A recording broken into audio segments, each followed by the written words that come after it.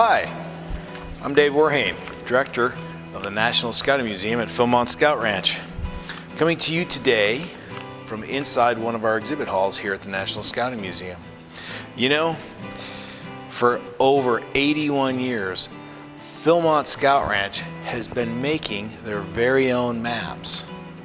And that tradition started back, of course, 81 years ago, in 1939. And I have something very special I'd like to share with you today. Because in 1939, as everyone was preparing to bring scouts out here from across the country for the very first time, one of the biggest challenges was, how are they going to find their way around? This was long before we had the ranger department, guides, itineraries, treks. They were just coming out here to do all kinds of cool stuff as part of their Western tour. As a matter of fact, this piece right here is the very first promotional brochure put out by the Boy Scouts of America to come to Philmont. It was so new, they didn't even have a chance to get a photo from Philmont.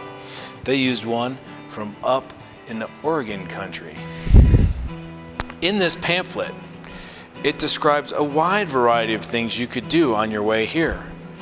Interestingly enough, Philmont wasn't the true destination for most scouts and most troops who came here. Philmont was a part of a 20-day program illustrated in this for scouts to come out and have a Western experience. But once they got here, as I mentioned, they needed to get around. And so that's why I'd like to share with you this. This is the very first map created by Philmont Scout Ranch for use on Philmont Scout Ranch by scouts. Now, of course, back in 1939, it wasn't called Philmont Scout Ranch yet. That name wouldn't settle in till 1941 with Waite's second gift. Back in 1939, this was Phil Turn Rocky Mountain Scout Camp, so named for Waite Phillips' good turn and the fact that this camp was in the Rocky Mountains.